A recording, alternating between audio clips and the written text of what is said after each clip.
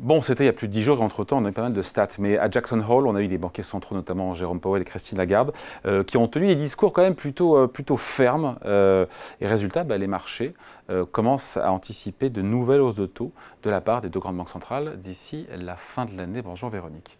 Bonjour David. Véronique Riche-Flores, économiste et présidente du cabinet RF Research. Je le cite, Jérôme Powell, il faut poursuivre les efforts contre l'inflation jusqu'à ce que le travail soit terminé. Voilà. Il a été assez clair, sauf qu'entre-temps, il y a eu les chiffres de l'emploi.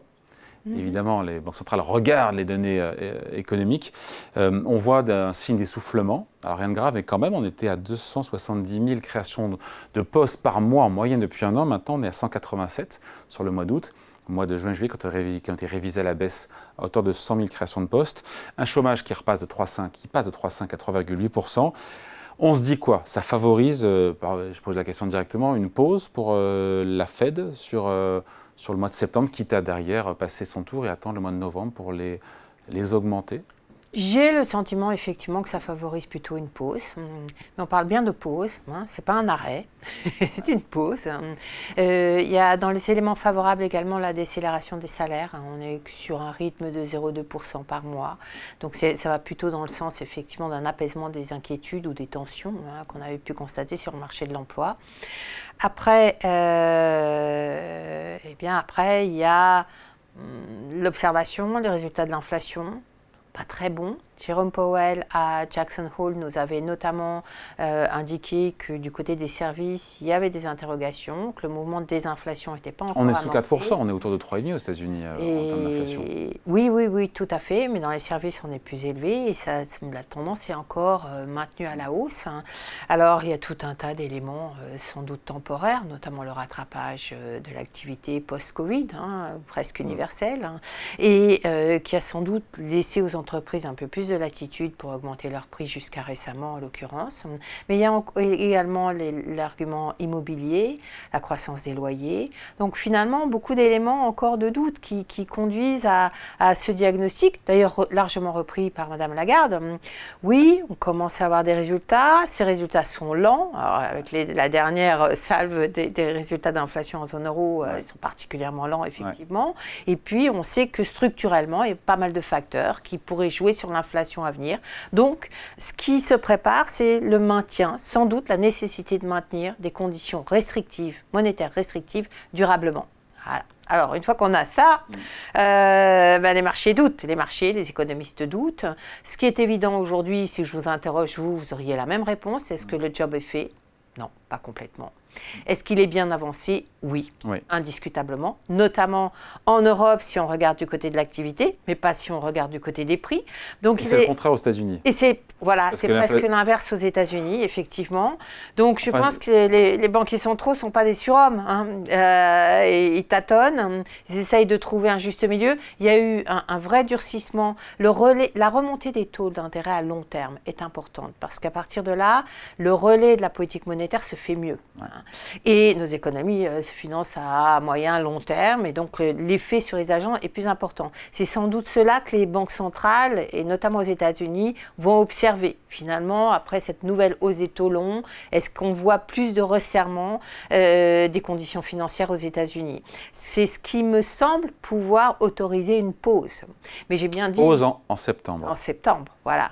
Qui ne préfigure absolument pas ce qui peut se passer derrière. Le grand risque, c'est que précisément les marchés s'engouffrent dans cette bonne nouvelle d'une pause, que les taux longs baissent peut-être un peu trop rapidement, que les anticipations de taux en général baissent et que ça relance par exemple les prix du pétrole, qui sont par ailleurs tendus par tout un tas d'autres changements. C'est la pression. C'est curieux d'ailleurs que les prix du pétrole remontent alors que la Chine ralentit fortement. Oui, mais je pense qu'il y a plusieurs éléments. D'abord, il y a eu des sous-investissements massifs ces dernières années, ça c'est la première chose. Donc dès qu'il y a un espoir de reprise de la demande, ça tend à assez rapidement ce marché-là. D'autre part, la Russie fait pression sur le groupe OPEP+, pour réduire encore sa production, pour faire augmenter les prix. Et puis, il y a ce groupe BRICS+,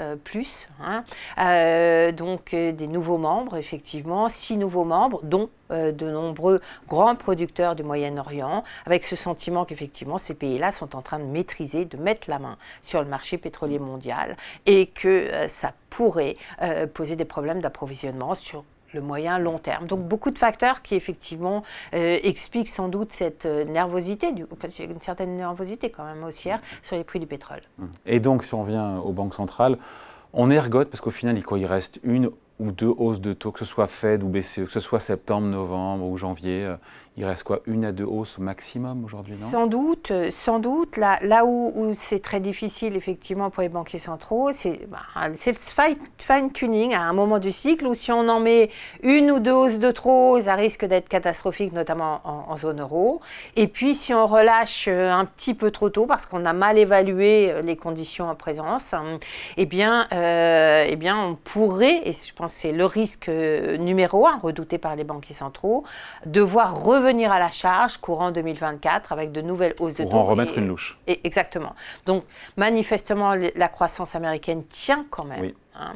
Et je pense qu'effectivement, ça empêche d'envisager que la Fed ait terminé son cycle de hausse des taux. Oui, mais on est d'accord, il en reste 1 ou 2. Il en reste 1 ou 2, mais beaucoup va se jouer sur la partie longue de la courbe des taux. Hein. Et ça, c'est plus difficile. Le 10 ans américain, on est à 4,30 sur le 10 ans américain. On est redescendu à 4,20.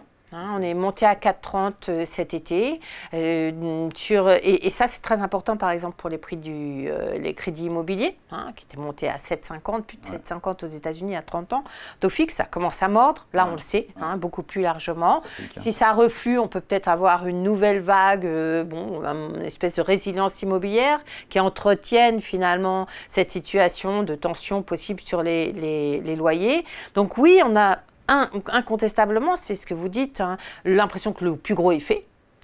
Mais derrière, finalement, beaucoup d'incertitudes encore. Alors, si la Chine, par hasard, revenait dans la boucle de la croissance, incontestablement, il y aurait sans doute des besoins de remonter davantage. Voilà où on en est. Beaucoup d'incertitudes. Avec une BCE, a priori, si on a bien compris quand même, qui devrait augmenter ses taux au mois de septembre. A priori, oui, notamment... Elle ne s'est pas engagée, Christine Lagarde, mais on sent quand même qu'il y a... Elle ne s'est pas engagée. Sur le plan conjoncturel, il y a des tas de raisons qui devraient l'inciter à marquer une pause. Et puis, du côté de l'inflation, vous voyez que, voilà, il suffit que la France remonte ses tarifs d'électricité, on prend 1 point d'inflation et la zone euro, finalement, ne bouge plus. Alors, ce qui pourrait paraître de l'audace, mais qui serait assez bienvenu, c'est qu'on a des effets de base sur l'inflation qui vont être assez monstrueux en septembre-octobre, qui devraient, toutes choses égales par ailleurs, faire baisser l'inflation de plus d'1 point. 1,5 point à peu près en septembre, et encore 1 point supplémentaire en octobre. C'est énorme. Donc on pourrait imaginer que la BCE ait un discours un peu à la Powell. On est confiant sur les effets encore à venir de notre politique et s'autorise une pause. C'est risqué, c'est probablement pas le scénario dominant, mais on peut y accorder quand même une probabilité non négligeable, je dirais, allez, 30-35% de vous à moi ce matin. Voilà, donc BCE, donc c'est dans 15 jours, même pas, c'est dans 10 jours, donc ça va arriver très vite. Ouais. Bon, on en reparlera, merci beaucoup en tout cas. Merci David. Explication point de vue signée Véronique Rich-Flores, économiste, présidente du cabinet RF Research. Merci beaucoup. Merci.